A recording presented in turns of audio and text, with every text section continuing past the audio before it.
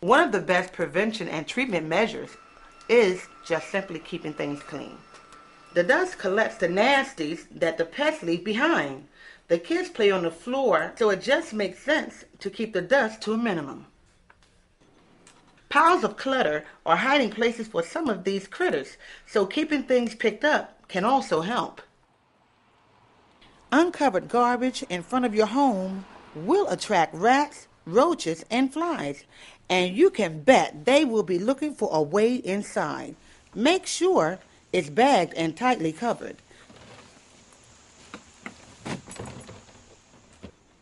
Once you have pests, cleaning alone won't always eliminate them. There are hundreds of things available to control them. Rule number 1 is to read the label and to follow directions. Boric acid is safe and effective.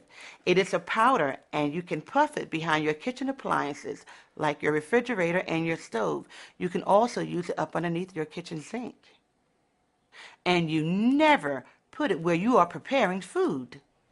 Contact gel is another safe and effective pesticide to use, and you apply it in dabs and strips where roaches travel. Again, you read the directions, and you never use it where you are preparing food. Some other useful things are ant traps, roach motels, and old-fashioned flypaper. These are safe to use if you follow the directions. Now, rule number 2, the spraying of pesticide is the most dangerous method to use. If you watch TV commercials about this stuff, you might think it's okay to spray this stuff all over, but it's not. There's some dangerous stuff in here. After you apply the pesticide, it sticks around in the house for a while. It can stay on surfaces, it especially can stay in soft plush areas like carpets, on fabrics, and even on toys. Now remember that children are on the floor with their stuffed toys, and as they drag them across the carpet, pesticide residue can actually collect in the toy. Remember too where children operate. Between 1 and 3 years old, they spend most of the time on the floor. A lot of the dust and residues are close to the ground. Children's breathing height is less than 30 inches high. It's not like you and me as an adult. So anything that's on the floor is going to have a greater ability to come in contact with a kid than it is with a grown-up. One of the most important things is to read and follow the directions. We can't overemphasize this enough. The directions help you know where to place the material, how much to place, and what to do to clean up. This is very important anytime that you use any pesticide in your home. Pesticides are either labeled to be used indoors or outdoors. Never use an outside pesticide in your home. Another danger in the home are when people use illegal pesticides, such as this miraculous insecticide chalk, which comes to us from China. These compounds are usually carbamate compounds. They're potent nerve toxins. People take them and trace on the floor where they think the roaches will run, or on the kitchen, or on the walls, and places that people come in contact. These compounds are illegal and very dangerous. Because these are nerve toxins, they're especially dangerous to children. Because it's a child, their brain and their neurological system is still in the process of developing. So again, they're so much more vulnerable to the dangerous effects of pesticides. And we can see children many years down the road that have permanent brain damage. It can also affect other growing cells within the body. So children that are exposed to pesticides also have an increased risk of cancers, leukemias, things of that nature. All pesticides should be in a locked cabinet.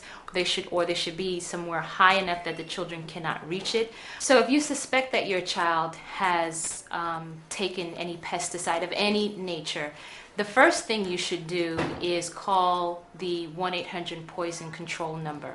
Because sometimes, depending on the pesticide, the poison, there are immediate things that need to be done. And it varies depending on what they've taken. Some myths or old wives' tales are you give milk. Well, there's some things that you shouldn't do that for. Some people think it's better to help a child to throw up. Again, there's some poisons that they should never throw up when they've ingested them. So that's very important to call the poison control number first and then contact your physician. You know, sometimes these problems are too big to be handled by these measures. Then it's time to call in a licensed exterminator. Bed bugs are one of those problems. They haven't been a common pest for almost 50 years, so they didn't make it onto our most wanted list. But they seem to be making a comeback. Bed bugs are another insect that needs to feed on blood in order to survive.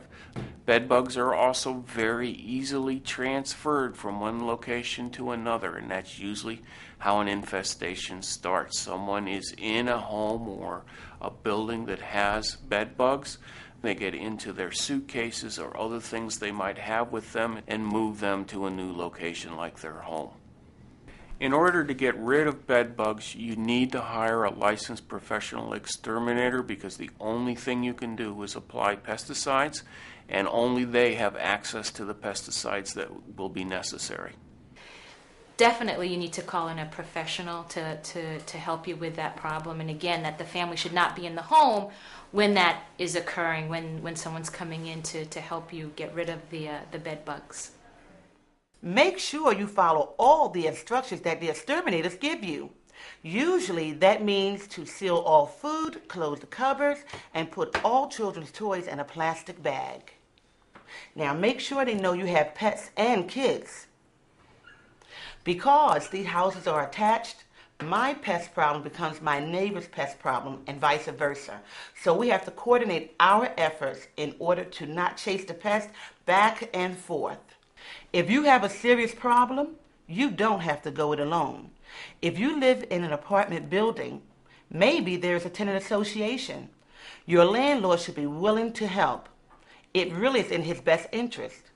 If not, you can call the public health department. Remember, keep things clean and get rid of clutter. Don't invite pests in. Identify what pests you are dealing with so you can choose the best way to get rid of them. Use the safest products possible and read the directions. Spraying a pesticide is the most dangerous and should be the last resort.